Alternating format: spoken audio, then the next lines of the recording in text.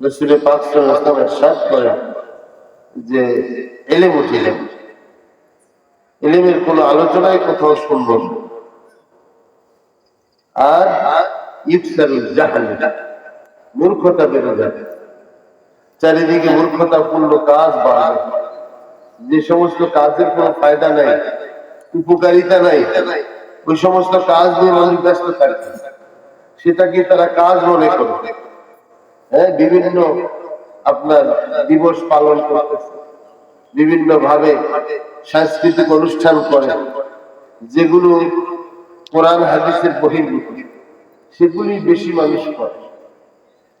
এরপরে নবীজি বলতেছেন যে সমাজ থেকে আপনার এলেম উঠে যাবে, মূর্খতা ছড়িয়ে পড়বে, পাশাপাশি ইফতারের শুরবুল খাম, মানুষের মধ্যে মদ্যপান বেড়ে যাবে, শরাব পান করবে। তো কিভাবে পান করবে? তো বাজারে বিভিন্ন নামে শরাবের আসবে, ওগুলো নাম চেঞ্জ করে, কোনটা শক্তি নাম দিবে, কোনটা স্পার্ক নাম দিবে, কোনটা মুসি দিবে, এগুলো নামে সব চলে আসবে। মানুষ পানির দরে এগুলো কিনে খাবে, টাইগা আছে না, গিয়া, এগুলি সব কিনে মানুষ খাইতেছে পানির দরে। নবী আলাইহিস সালামের ভবিষ্যৎবাণী যে ইউকসার শুরবুল খাম, ইউকসার জিনা, জিনা ব্যভিচার বেড়ে যাবে সমাজের ভিতরে। খারাপই আমাদের গ্রামে, আমি জানি না আপনাদের কেমন, শহরের মধ্যে বিয়ে শাদী হয় না, কিন্তু এখন দেখে যে লিভ টুগেদার, তো কিভাবে করে তারা জিজ্ঞেস করলাম, এক ছেলে আজকে হুজুর বলছে যে হুজুর আমাকে আল্লাহ মাফ করবেন, এমনি কি হয়েছে তো হুজুর আমি 8 বছর যাবত এক মেয়ের সাথে থাকি, বিয়ে শাদী হয় না। এটা কি? এখন এগুলো চলতেছে, যে যায় এখানে শহরে চাকরি বাকরি করে, বিয়ে শাদী করতে ঝামেলা হয়, বাস দুইজন ঘরে মিলে থাকে। হ্যাঁ, এখন সে কয় যে আমি, আমার বান্ধবী অন্য ক্ষেত্রে চাকরিতে চলে গেছে, এখন আমি সহ্য করতে পারি না। আপনি যে এত বড় অন্যায় করছেন, এটা নাকি আল্লাহর কাছে মাফ চান, এত বড় ভুল হয়ে গেছে। মানুষের ভিতরে আল্লাহর ভয় নাই, যা ইচ্ছা তাই করতে, এবং এটা কিয়ামতের আলামত, যেটা ব্যভিচার বেড়ে যাবে। এখন সরকারি যে ব্যবস্থাপনায় বইপত্র দিছে, এই বইপত্রের দ্বারাও সামনে আর মানুষের কাতারে থাকবে না, পশুর পর্যায়ে চলে যায়, ঠিক না? এই যে 6ষ্ঠ শ্রেণীর বই, সেদিনে অভিভাবিকা বলতেছেন যে বাচ্চারা বাসায় পাকশাক করার, মেয়ে বাচ্চাদের এগুলো এমনি শিখে, এগুলো কি স্কুলে নিয়ে শিখাইতে হবে? এরপরে এই 6ষ্ঠ 7ম শ্রেণীর যে বই চালু করছে, কোনো পড়াশোনা নাই। আমার মেয়ে পড়ে 6ষ্ঠ শ্রেণীতে, শুধু আরবি যেগুলো বিষয়গুলো কিন্তু একটু পড়ছে, আর একদিনও পড়ে না। আমি ধরলাম কি রে, তুই পড়স না কেন? যে কোনো পড়া নাই। কেন? সেখানে সংস্কৃতি, বিনোদন, তারপরে আঁকা আঁকি করতে হয়, রং তুলি, রঙের বস্তা নিয়ে যেতে হয়, এটাই কাজ, কোনো পড়াশোনা নেই। এরপরে চ্যাপ্টার হলো এসো হাতে ধরি, এসো কি হাত ধরি। হাত ধরে কি উপায় হবে? এমনি তো ওয়াজ নসিহত শাসন করে কুলানো যায় না। এখন যদি শিক্ষা ব্যবস্থা হাত ধরি ব্যবস্থা করে, তাইলে আর সেই সমাজে কোন নৈতিকতা থাকবে কি থাকবে না, আমাদের বড় চিন্তার বিষয়, ঠিক না বেঠিক? এই জন্য হাজিরিন, বড় চিন্তার বিষয়। এলে উঠে গেল অনৈতিকতা চারিদিকে ছড়াইয়া গেল, জেনা করার যত লাওয়াজিমাত আছে এগুলো ছড়াইয়া দেওয়া হবে। বাচ্চাদেরকে মোবাইল ব্যবহারের পদ্ধতি এমনি তো, যেটা প্যাকেটে পড়ছে এটাই এখন মোবাইল চালাইতে, কথা ফোটে নাই, কিন্তু সে মোবাইলের অ্যাপস বাইট করতে পারে, প্রোগ্রাম বাইট করতে পারে, কার্টুন কথা বলতে পারে না। তো ওই ছোট বাচ্চা যদি এগুলি করতে পারে, আমরাও কিছু বুঝি না, মাঝে মধ্যে আমাদের ছোটদেরকে বলি, দেখলে বাবা এটা কি কাজ লেগে গেছে, সোজা করে দে, সে সোজা করে দে, কি কথা বুঝে? তো এগুলি এমনি তারা সোজা করার কাইফিয়ত বুঝে ফেলছে। এখন আবার এদের হাতে কলমে নিয়ে বইপত্র দিয়ে শিখানো মানে কি, ওই বাচ্চাটাকে একবারে অঙ্কুরি নষ্ট করে যাবে। শিক্ষা ব্যবস্থায় সামনে 8ম 9ম বিদেশি চক্রান্ত যে এই দেশের মুসলমানিত্বকে মিটিয়ে দেওয়ার জন্য, এদেশের আখলাককে মিটিয়ে দেওয়ার জন্য, দিন ধর্ম মিটিয়ে দেওয়ার জন্য কঠিন চক্রান্তে এদেশের মুসলমানদের জন্য বিদেশিরা ষড়যন্ত্রে লিপ্ত হয়ে গেছে। কঠিন সময় আসছে আমাদের। আল্লাহ আমাদের এই অবস্থা থেকে হেফাজত করেন, আমিন। আমাদের এই কচি কাঁচা বাচ্চাগুলো, এই কোমলমতি মনগুলো নষ্ট করে দেওয়া হইতেছে। হ্যাঁ, শিক্ষকরাও বাধ্য। এখন প্রত্যেকটা দিন আমাদের মাদ্রাসার ভিতরে আপনার পরীক্ষা যে নেয়, এটা আবার অনলাইনে পাঠাইতে পারে। এরপরে সমস্ত শিক্ষকরা ফেরা হয়ে গেল, এইরকম বস্তা ধরাইতে আসে, প্রত্যেকটা ছেলেদের এগুলো দিতেছে, নিজেরাও এগুলি পড়াশোনা থেকে এগুলি সাজায় বুঝে দেওয়াই এখন মুসিবত হয়ে গেছে। এরপরে আপনার এগুলো দেখভালের জন্য আবার সরকারের লোকজন আসবে, যেটা ঠিকভাবে অপারেট করতেছে কিনা দেখো, যদি না করে তাহলে একসঙ্গে যাও, প্রতিষ্ঠান বন্ধ করে দাও। এমন মারাত্মক অবস্থা। এই জন্য আল্লাহ রাসূল বলছেন, ইফসারি জিনা, জিনা ব্যভিচার বেড়ে যাবে, পুরুষ কমে যাবে, সমাজ পুরুষ থাকবে, নারীর সংখ্যা বেড়ে যাবে। এই জন্য দেখেন এখন আমরা দেখি সমাজে লেখাপড়া, খালি লেখাপড়া, কত লেখাপড়া করবে, বিয়ে শাদী হয় না। বহু মহিলা, বহু নারী আছে এখন বিয়ে শাদী দিয়েছে। সামনের দিকে আরো এটার প্রকট আকার ধারণ করবে। মানুষ যখন আল্লাহ তার রাসূলের পদ্ধতি ছেড়ে দিবে, তখনই তার জীবন স্টাইল, লাইফ স্টাইল সংকীর্ণ থেকে সংকীর্ণ, সংকট থেকে সংকটপূর্ণ। এটার কথা, এটাই শাস্ত্রের কথা, এটাই বিজ্ঞানের কথা, এটাই ধর্মের কথা। মানুষ যখন আল্লাহ তার রাসূলের পথ ছেড়ে দিবে, আল্লাহ পাক তখন তার জন্য সব পথ সংকীর্ণ করে দিবে। ওমান আরাদা আন যিকরি ফাইন্না লাহু মাঈশাতান দানকা ওয়া নাহশুরুহু ইয়াওমাল কিয়ামাতি আ'মা। আল্লাহ পাক বলেন, যারা আমার জিকির থেকে দূরে সরে যাবে, যারা আমার জিকির থেকে, আমার স্মরণ থেকে, আমার নবীর তরিকা থেকে যারা দূরে সরে যাবে, ফাইন্না লাহু মাঈশাতান দানকা, আমি তার জন্য তার জীবনটাকে আমি সংকীর্ণ করে দিব। আয়াতে সুযোগ পাবে না। হাদিসের মধ্যে আজকে করতেছিলাম যে আল্লাহ পাক যখন কোনো মানুষকে পছন্দ করে, তো তার দিলের ভিতরে আখিরাতের চিন্তা ঢালিয়ে দেয়। সুবহানাল্লাহ। আর আল্লাহ তাআলা যখন কোনো বান্দাকে অপছন্দ করে, তো তাকে দুনিয়ার কাজের মধ্যে ব্যস্ত করিয়ে দেয়। যে দুনিয়ার কাজের মধ্যে ব্যস্ত হওয়াটা কিন্তু আসল কাজ নয়। আসল কাজ হলো আখিরাতের প্রস্তুতি গ্রহণ। লা খায়রা ফিদ দুনিয়া, লা খায়রা ফিদ দুনিয়া ইল্লা লিমান লাম ইয়াকুন লাহু মিনাল্লাহি ফি দারিল মাকাম নাসীব ওয়া ইন তু'জিবিদ দুনিয়া রিজালান ফাইন্নাহা মাতাউন কালীল ওয়াজ জাওয়াল কারীব। লা খায়রা, মানুষের জন্য কোনো কল্যাণ নাই। আজকে যারা বিলিয়ন বিলিয়ন টাকার মালিক হওয়ার পিছনে দৌড় শুরু করছে, যারা দুনিয়া সাজানোর জন্য ব্যস্ত হয়ে পড়ছে, এই অভাব বোধের শেষ কোথায় কেউ বলতে পারবে কি? যার এক বাড়ি আছে তার দুই বাড়ি দরকার, যার এক ব্যবসা তার আরো তিন ব্যবসা দরকার, যার এক গাড়ি তার আরো গাড়ি দরকার। এখন নিজে আগে চালাইছে, এখন তার মেয়ের জন্য একটা দরকার, ছেলের জন্য একটা দরকার। হ্যাঁ, এইভাবেই মানুষের অভাব বোধ বাড়তেছে, শুধু বাড়তেছে। যার কোটি কোটি টাকা আছে তার আরো দরকার, কিন্তু এটা শেষ কোথায় কেউ বলতে পারবে।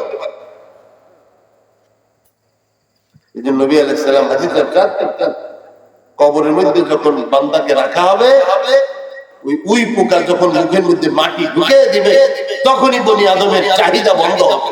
এর আগে বনি আদমের চাহিদা অভাব বোধ কখনো শেষ হবে না। এই জন্য এই অভাব চিরকাল থাকবে, অভাব কখনো শেষ হবে না।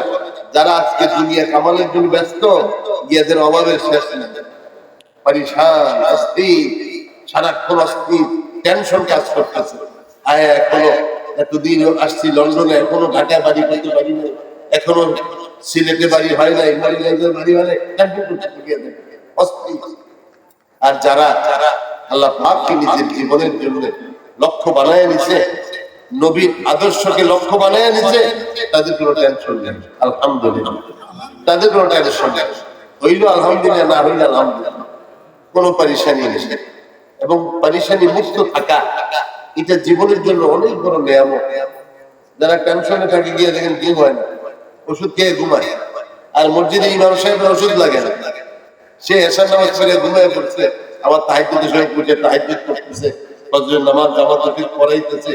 হ্যাঁ, আমার আপনার একদিনের বাজারও অনেক ইমাম আছে মাসে মাসে, একদিনের বাজারের টাকা আমরা যারা খরচ করি সচ্ছল ফ্যামিলি, 5-6 হাজার টাকা একদিনের বাজার, অনেক ইমাম সাহেবকে এক মাসেও 6,000 টাকা দেওয়া হয় না। গিয়ে দেখেন তারা খুব ভালো আছে। ওই যে আমরা প্রতিদিন 10,000 টাকা 6,000 টাকা বাজার করতে, তাদেরকে জিজ্ঞেস করেন তোমরা কেমন আছো, ভাই আমাদের আমরা কেমন আছি বলতে পারবো না, আমরা টেনশন ফিল করতেছি, এই অস্থির। এই জন্য ইতমিনান, দিলের প্রশান্তি এটা আল্লাহর স্মরণের মধ্যে। সুবহানাল্লাহ, আল্লাহ বিযিকরিল্লাহ তাতমাইন্নুল কুলুব। মনে রেখো আল্লাহ পাকের জিকিরি তোমাদের দিলকে প্রশান্তি করে দিবে। সুবহানাল্লাহ, আল্লাহর জিকির তোমাদের দিলকে শান্তিময় করে দিবে। হ্যাঁ, তোমার দিলের ভিতরে আল্লাহর স্মরণ যখন আসবে, তোমার খাই খাই যে একটা অবস্থা আছে এটা চলে যাবে। এটাই এখন বেশি মানুষের মধ্যে টেনশন সব সময়। হ্যাঁ, যত বড় পয়সাওয়ালা তত বড় টেনশন। এই জন্য আল্লাহ পাক এলাজ দিয়ে দিচ্ছেন, ঔষধ দিয়ে দিচ্ছেন, ট্রিটমেন্ট করছেন। যদি এই টেনশন দূর করতে হয় আমার জিকিরে ব্যস্ত থাকছে, তো দেখবা তোমার দুনিয়াও সুন্দর হবে, আখিরাতও সুন্দর হবে। আর তুমি যদি আমার জিকিরে না থাকো, দুনিয়ার ব্যস্ততা বাড়াইয়া দেবো, তোমার চোখের ভিতরে ক্ষুধা বাড়াইয়া দেবো, তুমি সময় কামাইতে থাকবা, তোমার টেনশন কমবে। আর আমার জিকির যদি তুমি করো, যতটুকু দুনিয়াতে হয়েছে আলহামদুলিল্লাহ, তুমি চলে যাওয়ার পরে অনন্তকালের সফর তোমার বরকতময় হবে, কল্যাণময় হবে। আজকে দুনিয়ার পিছনে দৌড়াইয়া আখিরাত নষ্ট করছো, তো তুমি জীবন সাধনায় ব্যর্থ হয়ে যাবে। আমরা মেঘনা পাড়ের রায়ের মাঝি ছোটকালে পড়ছি না কবিতা, মেঘনা পাড়ের মাঝি। তো মাঝির আপনার নৌকাতে এক বাবু উঠছে, পরে বাবু আর মাঝি কথাবার্তা বলতে যায়, মাঝি লেখাপড়া করছো? না স্যার, লেখাপড়া করবো কেমনে, ছোটকালই তো নৌকার বৈশা নিচ্ছি হাতে। হ্যাঁ, নদীতে আপনাদের দেশে তো গাং বলে না, তো গাঙের মধ্যে তো বৈঠা দিছি আর লেখাপড়া করার সুযোগ পাইনি। তাহলে তো তোমার জীবনের অর্ধেকই নিচ্ছি। তো ঠিকই বলছেন স্যার, জীবনের আর কি, সারাদিন বৈঠা ভাই না, বৈঠা ভাই সারাদিন এই ব্যস্ততাই তো আছি আর কি। তো হঠাৎ করে নদীতে ঢেউ উঠছে, নৌকা লাফাইতেছে। এখন মাঝি বলতেছে বাবুকে যে, বাবু সাঁতার জানো? না, সাঁতার তো জানি না। তো বারে বাবু এখন কেন কাবু? হ্যাঁ, ও বাবু এখন তুমি কাবু হয়ে গেছো, তুমি তো বলছো আমার জীবন অর্ধেক হয়েছে, আমি তো দেখি এখন তোমার 16 আনাই মিশি। কারণ তুমি এত পড়াশোনা করছো, এখন যে নৌকায় ঢেউ উঠছে, এই ঢেউ যদি তুমি সাঁতার না জানো ডুবে যাবে, আর ডুবে তুমি মরে যাবে, তো তোমার পড়াশোনা কি হইল?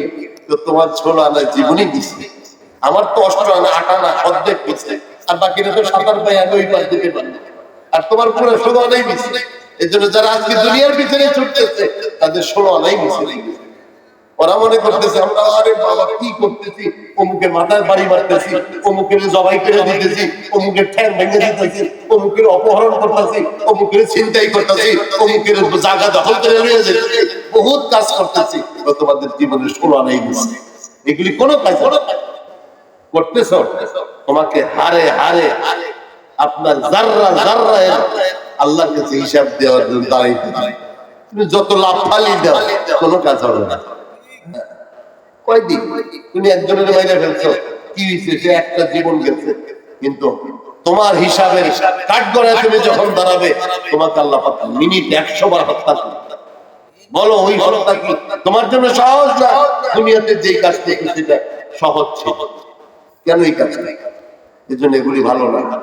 এখন জওয়ানেরা ছুটছে এগুলি, হোন্ডা লাগবে, গাড়ি লাগবে, বাড়ি লাগবে, এটার পিছনে ছুটছে, কার বাতাস মারি দিতেছে, এটার খবর নাই। এগুলি সব লাফাল দিতেছে শুধু শুধু। এই লাফালের পরিণতি ভালো না, লাফালের পরিণতি ভালো না ভাই। আসেন আল্লাহ পাকের দিকে ফিরে আসি, আল্লাহ পাকের দিকে ফিরে আসি।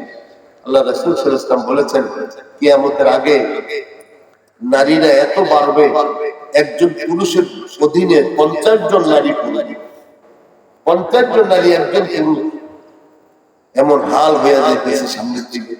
এই জন্য ওয়াজ নসিহতে আমরা আসি, আমরা যেন উপদেশ গ্রহণ করি, আল্লাহর স্মরণই আমাদেরকে সবকিছু থেকে বাঁচায় রাখতে পারে। আল্লাহর স্মরণ থেকে যখনই দূরে সরব, আল্লাহ তাআলা আমাদেরকে দুনিয়ার ভিতরে মজবুর রাখিয়া আমার আখিরাত বরবাদ করিয়া দিবেন। আর আমরা যদি আল্লাহর স্মরণে কাটাইতে পারি, তা আশা করা যায় দুনিয়া যতটুকু হয়েছে আলহামদুলিল্লাহ, আখিরাতের জিন্দেগি শান্তিময় হবে। আমাদের দৃষ্টিভঙ্গির পরিবর্তন করা দরকার।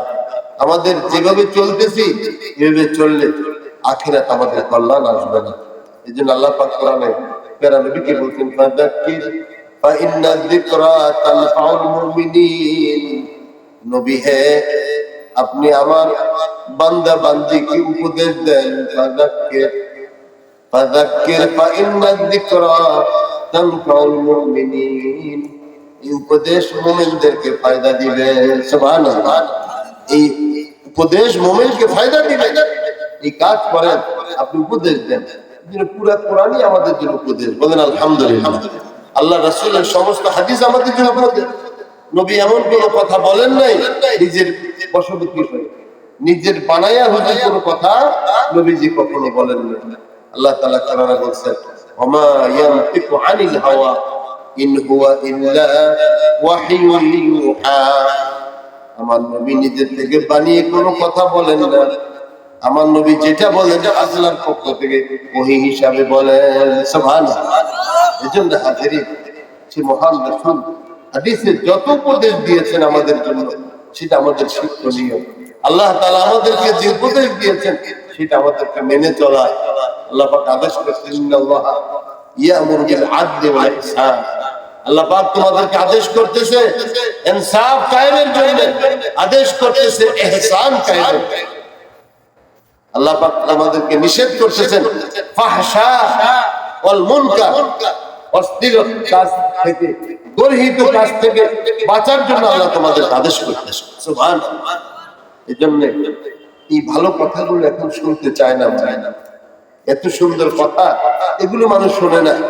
আজকে যদি আপনি গান বাদ্য করেন, বিভিন্ন অনুষ্ঠান করেন, দেখবেন লোকে লোকারণ্য। আর যে যখন উপদেশের কথা শুনবে, কত মানুষ ঘুরতেছে রাস্তাঘাটে, কিন্তু কাজের বেলায় নেই। আল্লাহ সকলকে কবুল করুন, বলেন আমিন।